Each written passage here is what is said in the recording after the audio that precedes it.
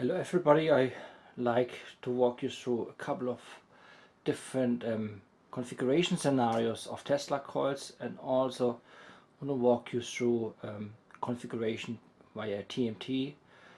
Tesla is a magnifying transmitter. There are configurations which have not been shown in that way. There are standard configurations which are applied everywhere, but I will look beyond that and will go through different combinations and what you can achieve with them. So to have a baseline, let's start from scratch. Let's just tune the secondary. Here you see it's in the setup between the primary, so that has not a big influence, only a marginal influence. I connect on the bottom line, you see only the positive side of the function generator, and have the oscilloscope on channel 1 just in the vicinity. And if I set it up like that, it's on 1214 megahertz. Goes in here, as you can see. If I go out of here, it's completely gone. So that's a good thing about the digital one, it's much more precise. So here you can see that has the highest rate, 1.220 megahertz. So now I take it to the next level. That means I gonna drive the primary. No top load, nothing, still the secondary in place. So I would assume it should resonate at the same frequency, but there might be a small difference. So let's have a look. I have at that time I have the oscilloscope directly connected. It might have a small influence as well. Let's have a look. So I'm here at the moment at 11199. Go up. We had 1220. As you can see, I get a higher peak. I get the most peak here at 1249. Yeah, 1249 megahertz. So slightly higher connected. Now I have connected it to Earth, and guess what? Our complete tuning is down the drain. So if you connect to Earth and you have adjusted your frequency according to your measurement for the secondary coil, and that's your frequency you want to work with, forget about it. Once you're connected to Earth, it's all gone. Let's have a look. So as you can see, 1.239, there's nothing. I have nothing connected anymore. There's no Q. So here it starts slowly. You see slowly at 969. So it goes up here, and literally here around this mark, that is max. So I have here at 718. Yeah, almost lost half of the frequency, and the Earth connection did slow down my frequency quite a lot. Let's have a look at how strong it is. So that's connected directly at the moment. So that says something about 285 volt. Okay, so far so good. We have no top load. Shall we add a top load? Let's see what that does. Having the top load not connected, I mean, it's nothing miraculous here. You probably all know that, and sorry if I bore you, but you will see later on it's becoming quite interesting. So here we go back to the same frequency. It's nothing, of course. I'm adding capacitance and resistance, and the logical consequence is the frequency is dropping again. Let's go back here. I think that's about it. 530 kilohertz. So 530 kilohertz. Here I have my peak again, and the voltage around approximately the same for 10 volt. Well, very important, the output here is high impedance, and the voltage, okay, can be applied to 20 volt. I will do that later on, but it's high impedance. That means there's almost no power on the output. So that is now our current setup. It's a standard configuration. As you see, we have a Tesla coil, we have a primary, we have a secondary, we have earth connection to the back, and we have a top load on the front, and that's a traditional setup. Please bear in mind we have now 532. If you consider to transmit via a specific frequency to the ground, do your measurements before, you have to at least twice the frequency on the secondary in order to be just in the range of it. But it becomes quite tricky. You probably have to deal a little bit more. I'm not sure if there's any calculation existing which gives you any value how much frequency is reduced when you connect to ground, because that's a direct connection. It is not a connection via a capacitor. There is no coupling capacitor in between, so that becomes a little bit difficult and can probably change from area to area based on your ground connection. Let's take it to the next level. Now, that should be familiar to most of you who have watched my videos. We have here a traditional non-grounded bipolar Tesla coil. That means I have a balanced connection on both sides with the same impedance, with the same capacitance as top loads, and we have it all in the middle. Let's see, put it here in the middle. So now we'll see what's frequency. What would you expect would happen with the frequency now that I removed earth and added a top load? Is it gonna stay? If it goes gonna down, or will it go the frequency up? So those of you who think the frequency will go up, you are right. Let's have a look. So we go back to our 530 we had. I go up in the frequency, and here you see at 800, that's quite nice. The frequency up. Also the power level is a bit lower because now I'm radiating on both sides. That means it's not on one side anymore and it's not grounded anymore. So if I want to get the full power of the system, I have to combine now both sides. Now that is now a very interesting combination, and now let's move on to the interesting part. That is the TMD setup.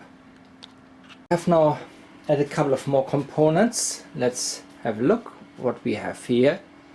Yes, that is a nice mid-size Tesla coil I did build. And please, dear coilers, don't get too excited. I'm not firing this one up. This one was a one-off I did build for my son to show him how nice it is. I have a couple of feet of sparks, but the smell was tremendous. We had a couple of days we couldn't get that smell out of the house anymore. So now this one is very good for testing. Here I use the primary. I have some special setup. So I have also, and hopefully it will not be too annoying, I have frequency modulation on the signal generator. Reason being is that you get an audible feeling of the tuning as well. So what I'm going to do is I'm taking the input side, output side from both coils, and go not as traditionally to the secondary. I go to the primary. And also what I'm going to do is I use a capacitor, so I have not a direct connection between. I have a capacitor in between which helps me to for tuning. I have channel 1 connected here, loose around the secondary, and I have channel 2 connected here to see the frequency and so on. Let's go and make some changes here. So I have to go down in the frequency in order to get something. Gets a bit noisy. It's 1 kilohertz.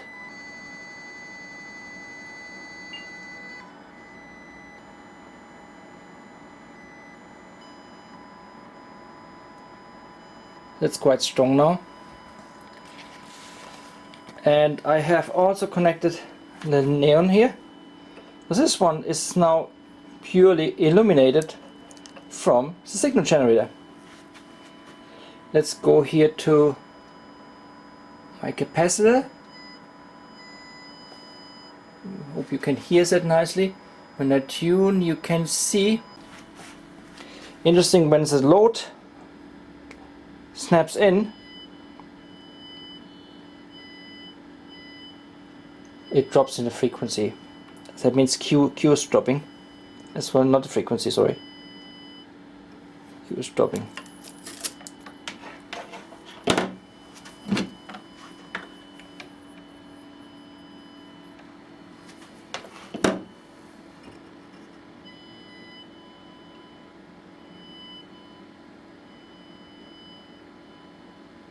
So that is now the bottom of the secondary, which now is supposed to go to ground,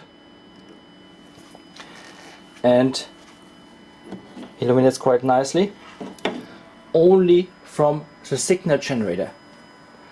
Let's see what kind of, so we have a lot of radiation here, quite a lot wherever I go.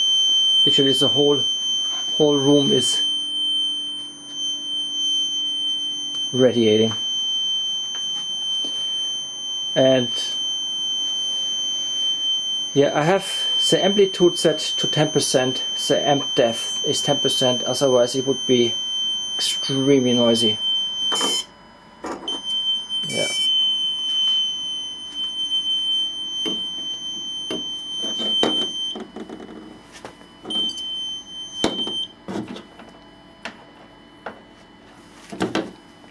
So that's interesting to use literally here a bipolar coil or a standard driving coil. The ratio between the driving coil and the secondary is not correct, just to let you know. It's just for me only a test. Normally the driving coil has to be much stronger built. It actually has also to carry the current, and actually then the secondary as a TMT, the magnifier here, if you want, carries then only the voltage. So there will be on the load, top load side, would be a cable normally connected which goes to the bottom of the secondary. I have now replaced the standard primary with a bifilar for the setup.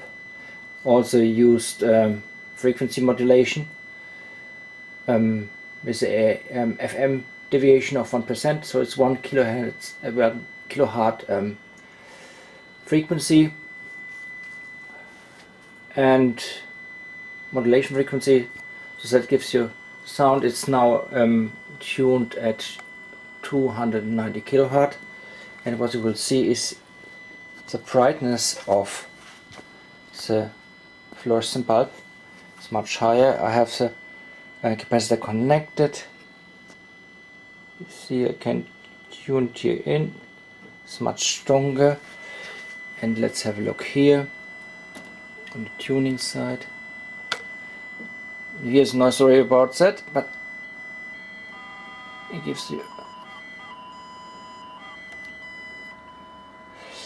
Now let me show you how that is reflected here on the fluorescent bulb.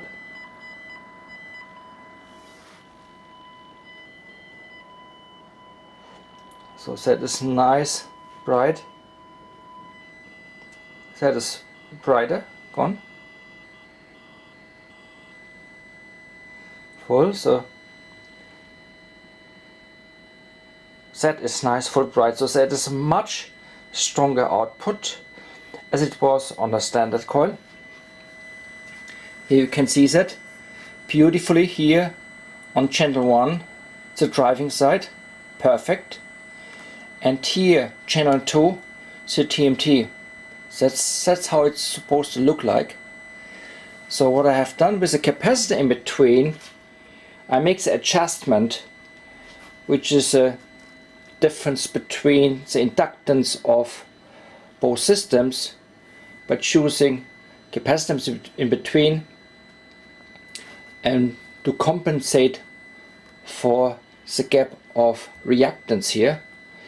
and to align the mutual frequency with a much stronger output using the bifilar Tesla coil. And interesting is, radiation level is very low. That means it's a much better setup. You see it, I have to go very closely, Chili, for much stronger output before it actually reacts. Which is ideal. We don't want to have a radiator.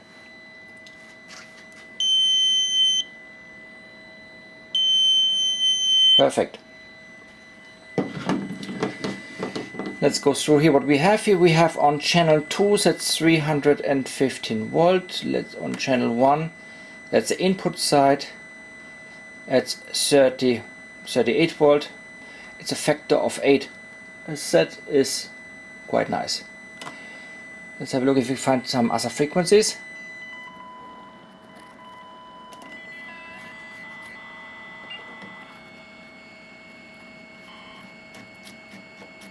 I think that was our perfect frequency. No, there's nothing coming close anymore. I think that's it. Let's tune back.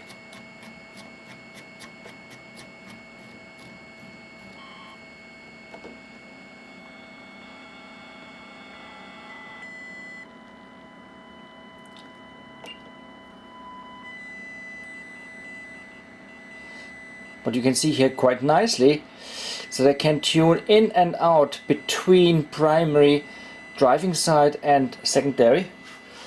My bulb is full illuminated, and to compensate that, I can compensate that nicely. Here you can see that with the capacitor. Line set. Perfect. Okay. Start now with the standard setup of a TMT, where you have here the driving side, just normal connected to ground and lower bit, and the top side where the top LED connected goes to the bottom side of the TMT part, which is the secondary. So that would be the normal setup, and I have done here my first calibration of the system. So my lowest connectivity is here on this part you see on channel 1, that is connected over to the TMT, and channel 2 is here coming from the driving side. If I toggle over here to between channel 1 and channel 2, you see here on channel 2 I have 54 volt, and on channel 1 it's 260 volt, 280 volt. This is the improvement. Let's have a look about the magnetic field, the dielectric field. It's quite weak here. See if I get, yeah, here I get something. So I give, it's here. Yes, it's here it is. Okay, give me some indication. Now, okay, rather than going through this the setup here, it is at the moment set to sine wave. I will now exchange the primary here to the bifilar coil, and please note the value is 275, 280 on the secondary side, and 70 volt here, 54 volt on the driving side. I have now connected the bifilar coil. Please note everything on the driving side, like oscilloscope, has not changed at all. Same frequency, no adaptation. And you can see right away we have on channel 2 we have 75 volt, and on channel 1 we have 386 volt. Now let me change that now to square wave. See that? So that's what you can expect when you pulse your system. This square wave has a 50% duty cycle. That means 50% on, 50% off. So that gives you a good feeling about, let's see, I can even go higher. Let's have a look here. That gives me a tremendous amount of power boost for the same buck or the amount of energy I put in. It's partially based on the properties of the coil, but also the coupling is much stronger. So again, here channel 1 is now 584 volt and channel 2 is 900 volt. I think that's 100% improvement.